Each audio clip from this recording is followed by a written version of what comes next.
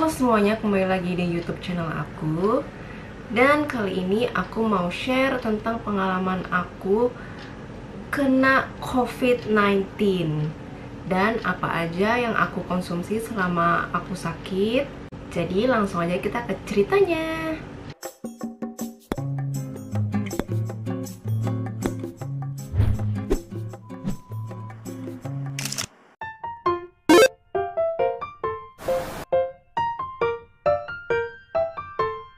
Oke, jadi kurang lebih sudah 1 tahun lebih ya kita hidup berdampingan dengan COVID-19.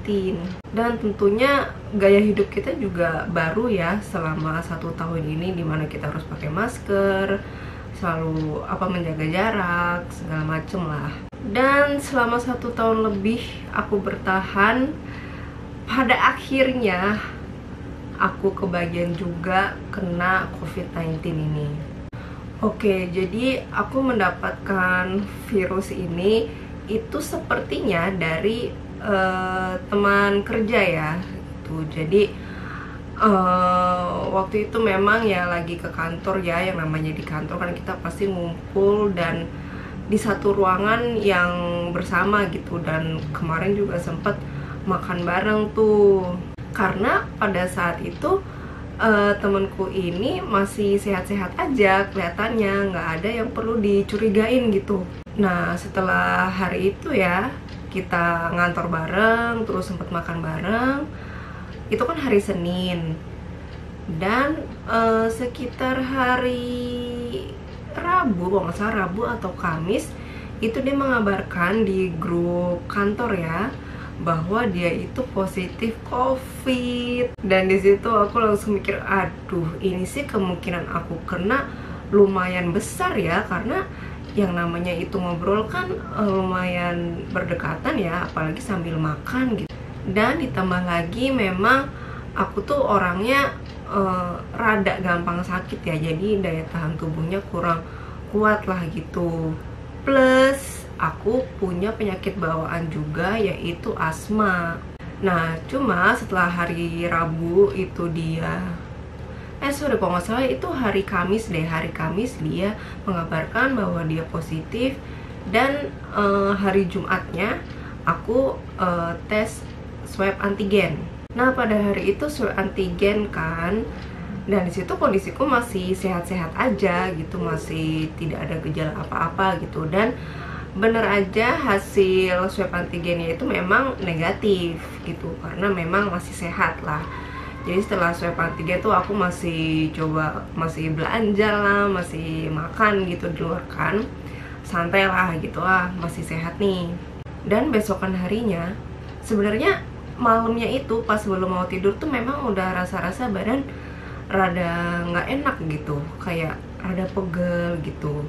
Cuma masih biasa lah tidur. Dan paginya aku bangun itu aku merasakan pusing yang sangat luar biasa dan juga linu gitu. Jadi badan tuh bener-bener kayak tulangnya tuh berasa linu ya, nyeri lah pokoknya. Kalian mungkin pernah yang ngerasain kalau lagi demam gitu, badannya tuh linu, bukan pegel ya, maksudnya rada beda dari pegel, tapi linunya tuh dari dalam tulang gitu, kayak dari tulang gitu. Dan itu wah bener-bener linunya tuh banget, dan pusingnya juga sampai-sampai aku mencoba bangun kan, bangun pagi. Dan itu tuh kalau jalan rada kayak sempoyongan gitu, jadi kayak rada melayang gitu kalau jalan.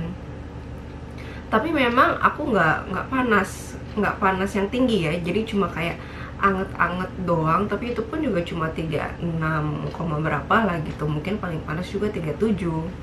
Nah itu seharian aku badan kok tiba-tiba kayak gini ya, dan itu tuh bener-bener dalam semalam aja gitu loh. Terus akhirnya aku minum Panadol ya, minum Panadol yang merah.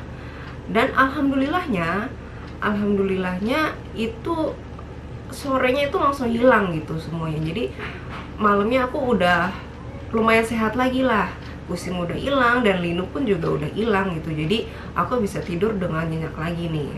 Nah terus itu kan hari Sabtu ya, hari Minggu, Senin sampai Selasa itu tuh aku masih merasa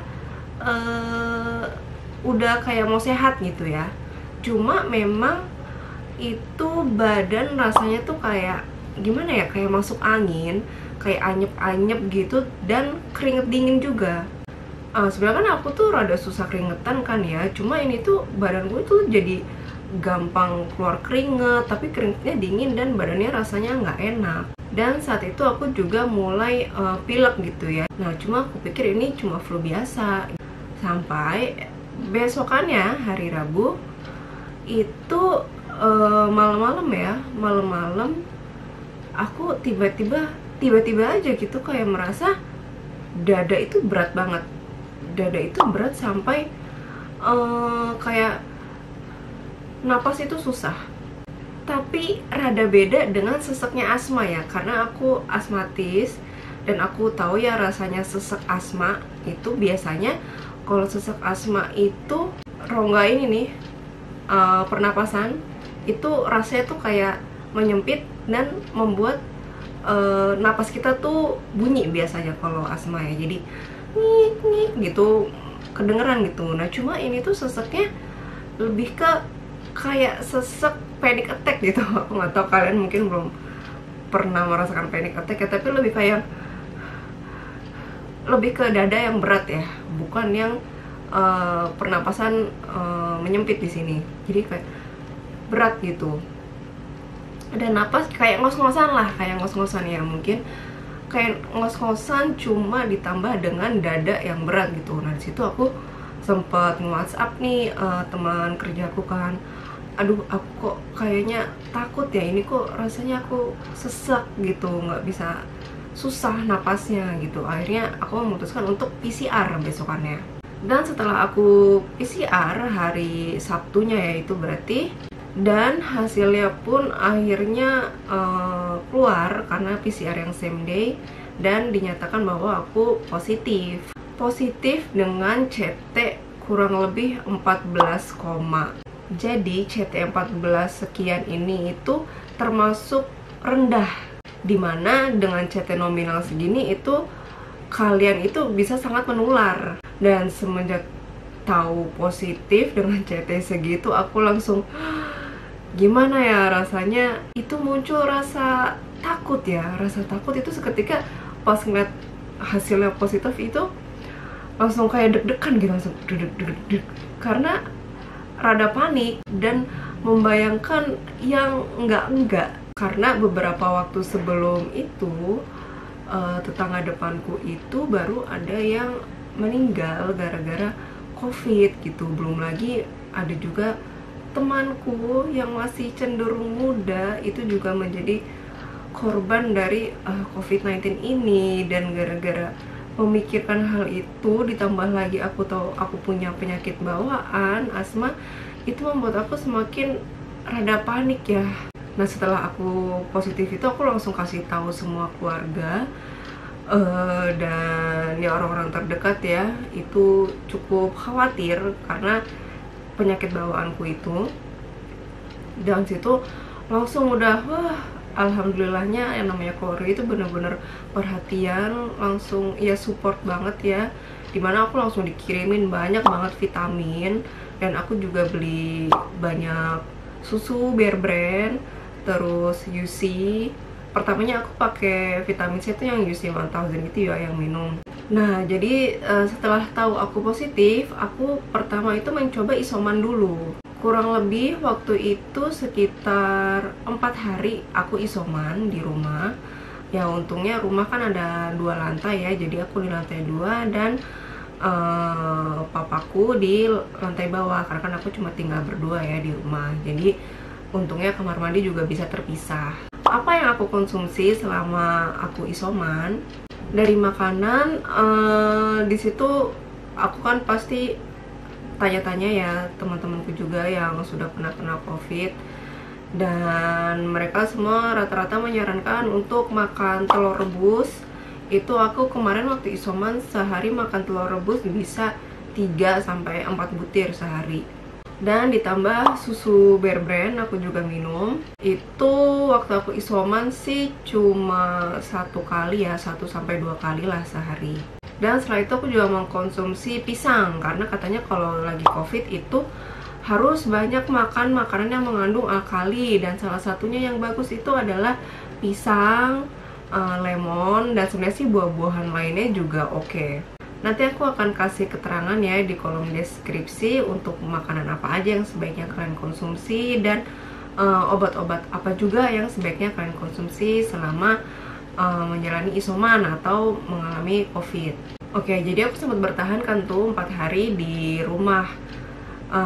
Dan selama di rumah, selain makan makanan yang sehat ya, buah gitu, dan makanan yang enak juga, aku juga dikirimin obat nih. Untuk akses obat, kita cuma tahu kalau misalkan kena itu vitamin C. Vitamin memang semua digeber ya, vitamin C, vitamin D, vitamin B kompleks, dan juga berjemur ya. Cuma untuk obat antivirus ini aku cuma mengkonsumsi apa yang dikasih tahu sama budeku yang pernah kena COVID juga. Nah, waktu itu dikasihnya itu Fluivir. Nah, Fluivir ini sebenarnya itu obat antivirus, meskipun sebenarnya biasanya buat flu burung, karena taunya cuma itu kan, Fluivir, dan dikasih Zithromax. Nah, Zithromax itu juga antibiotiknya. Nah, aku mencoba mengkonsumsi dua obat antivirus dan antibiotik itu beserta vitamin-vitamin ya. Nah, cuma di hari ketiga atau keempat aku isoman itu tuh aku mulai merasa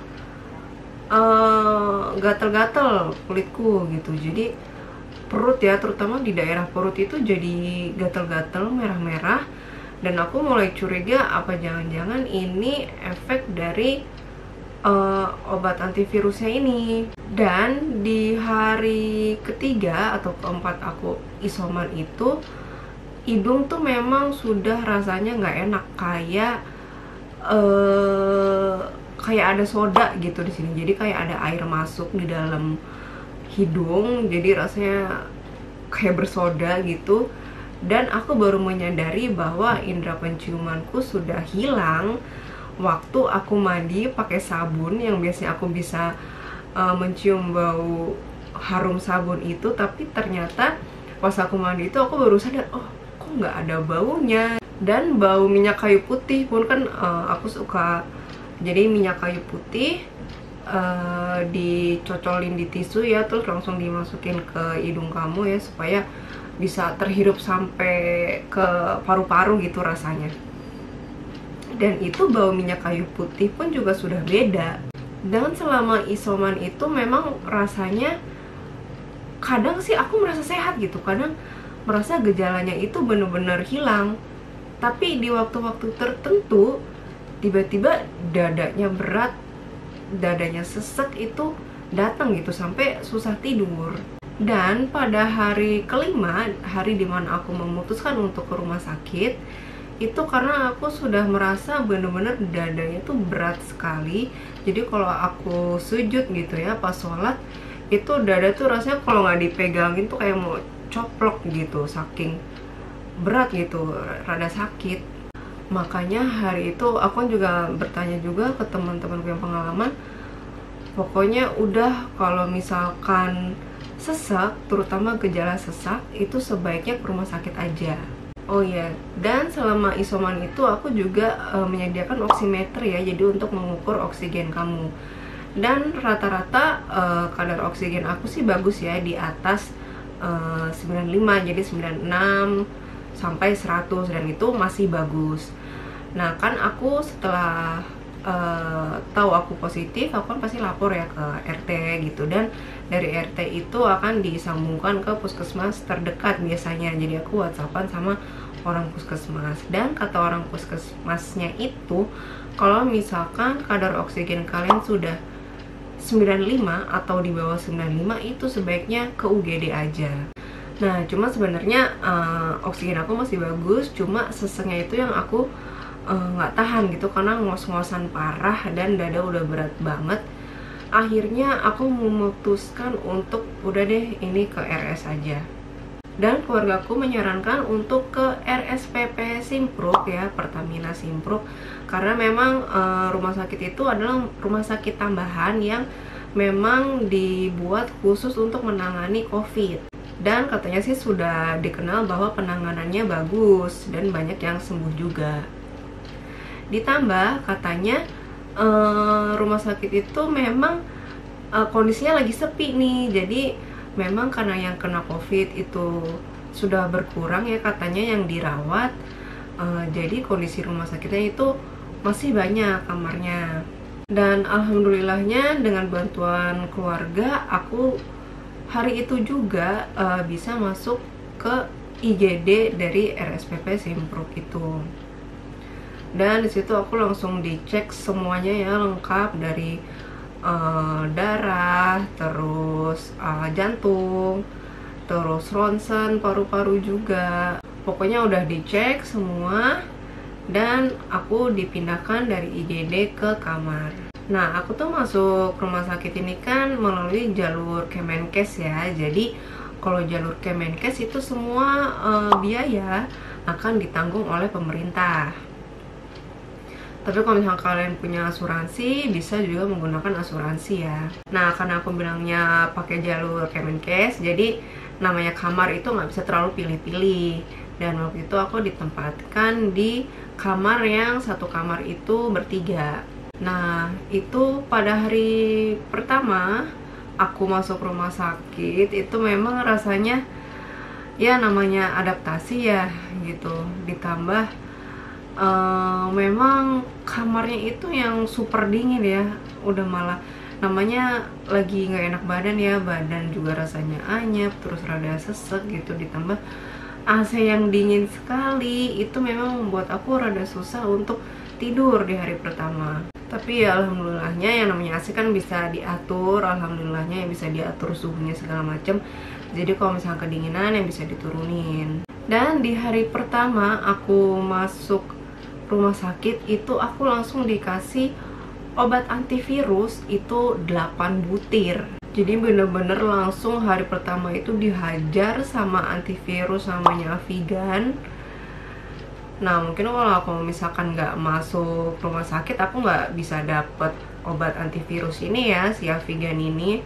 Plus kan namanya masuk rumah sakit diinfus juga, jadi kayak vitamin C dan obat untuk lambung itu langsung masuk melalui infus itu. Jadi selama di rumah sakit pokoknya aku konsumsi itu pagi itu antivirus ya, Avigan ini 4 butir, terus vitamin D, terus vitamin C itu melalui infus, obat lambung juga melalui infus. Obat siang aku nggak ada, langsung ke obat malam. Obat malam pastinya Avigan lagi ya, antivirus. Dan yang masuk melalui infus itu obat pengencer dahak dan antibiotik juga ya.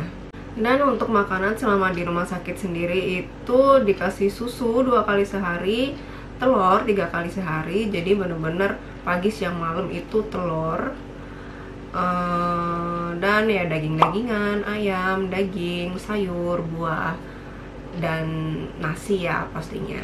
Dan yang namanya di rumah sakit ya kadang kan bosen gitu sama makanan rumah sakit, boleh kok kalian pesen makanan dari online gitu ya, dari ojek online itu boleh. Aku sempat ya pesen makan steak, makan sate gitu karena kadang udah bosen kan, aduh rasanya kan begitu-gitu aja gitu.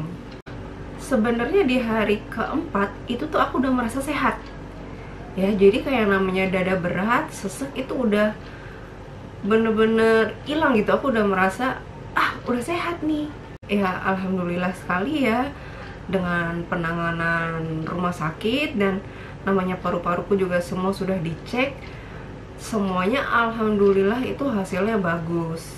Nah, untuk hasil ronsen paru-parunya sendiri itu kan yang aku paling takut ya, yang bayanginnya tuh macem-macem itu paru-paru aku.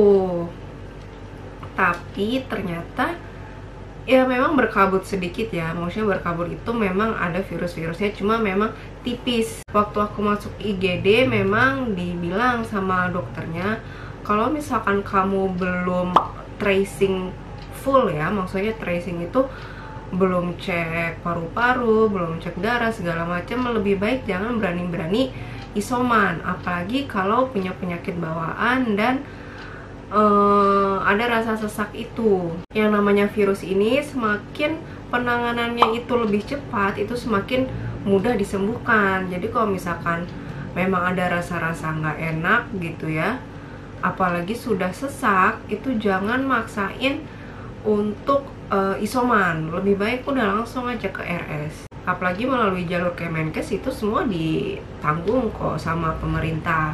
Nah, sini aku juga mau berterima kasih banget ya sama pemerintah, karena bener-bener penanganannya itu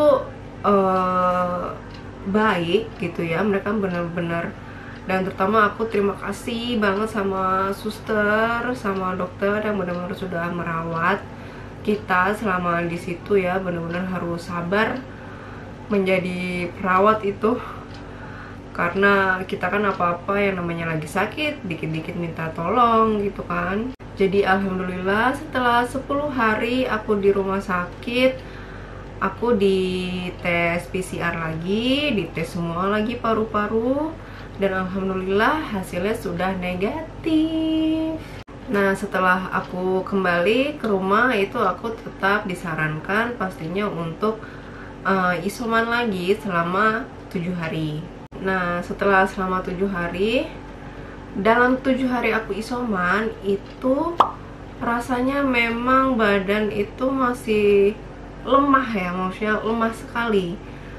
Jadi masih gampang capek, kayak mandi aja nih itu udah ngos-ngosan. Dan kadang itu membuat aku, ini beneran udah negatif belum sih gitu, kok rasanya masih kayak gini gitu. Tapi memang itu untuk bener-bener sembuh total, untuk pulih itu butuh waktu kurang lebih memang ya 2 minggu sampai sebulan gitu sebenarnya. Dan memang sampai sekarang ini ya, sekitar berapa, sudah 3 minggu ya aku sejak keluar RS, itu memang rasanya masih suka sesek ya. Kalau aku justru malah kali ini seseknya tuh sesek asma, yang dimana ada kerasalah itu rongga pernapasan menyempit, jadi napasnya bunyi, dan napasnya memang bunyi ya. Dan karena masih ada rasa kayak asma gitu ya, pastinya harus sedia Ventolin inhaler ya kalau aku yang untuk obat semprot itu. Dan mungkin karena memang ini masih proses pemulihan, dan kan aku waktu di rumah sakit dikasih obat pengencer dahak banyak banget kan. Nah, memang selama di rumah ini aku suka mengeluarkan dahak gitu, jadi mungkin ini adalah efek dari pengencer dahak yang dikasih di RS kemarin. Oke, jadi sekian tadi pengalaman aku kena COVID. Semoga kalian sih tidak merasakan ya. Semoga kalian tetap sehat, dan bener-bener namanya pakai masker itu lebih baik sekarang udah double ya pakai maskernya. Dan tetap jaga jarak, cuci tangan gitu, makan makanan sehat, karena yang penting itu sebenarnya adalah imun kalian.